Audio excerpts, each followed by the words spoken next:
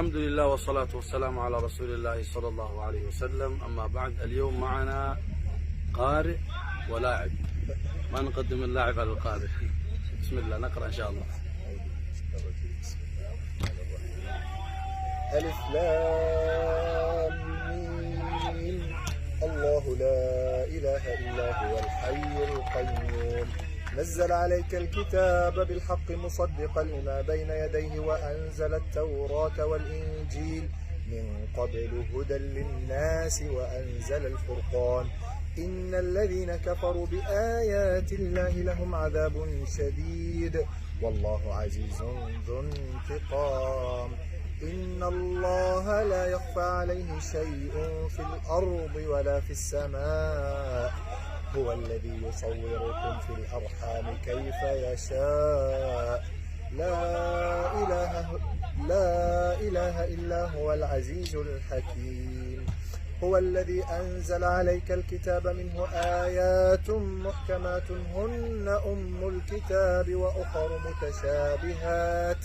فأما الذين في قلوبهم زيغ فيتبعون ما تشابه منه ابتغاء الفتنة وابتغاء تأويله وما يعلم تأويله إلا الله. والراسخون في العلم يقولون آمنا به كل من عند ربنا وما يذكر إلا أولو الألباب. ربنا لا تزغ قلوبنا بعد إذ هديتنا وهب لنا من لدنك رحمة إنك أنت الوهاب.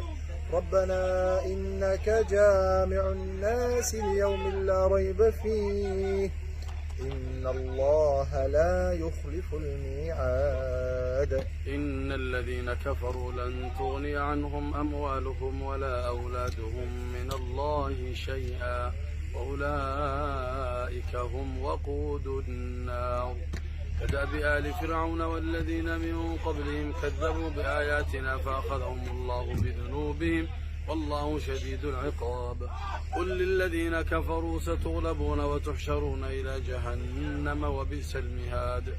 قد كان لكم آية في فئتين التقتا، فئة تقاتل في سبيل الله وأخرى كافرة يرونهم مثليهم رأي العين والله يؤيد بنصره من يشاء إن في ذلك لعبرة لأولي الأبصار.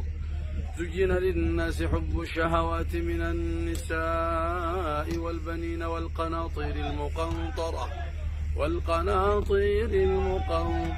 من الذهب والفضة والخيل المسومة والأنعام والحرث ذلك متاع الحياة الدنيا والله عنده حسن المآب.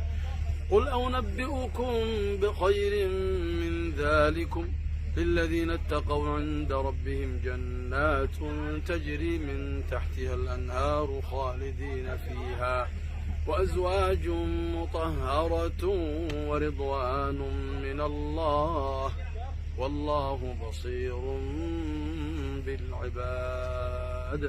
صدق الله العظيم. تقبل الله منا من سائر الأعمال. الله يجزاكم خير. الله. فرصة سعيدة. الله يجزيك من فضلك. الله يحفظك.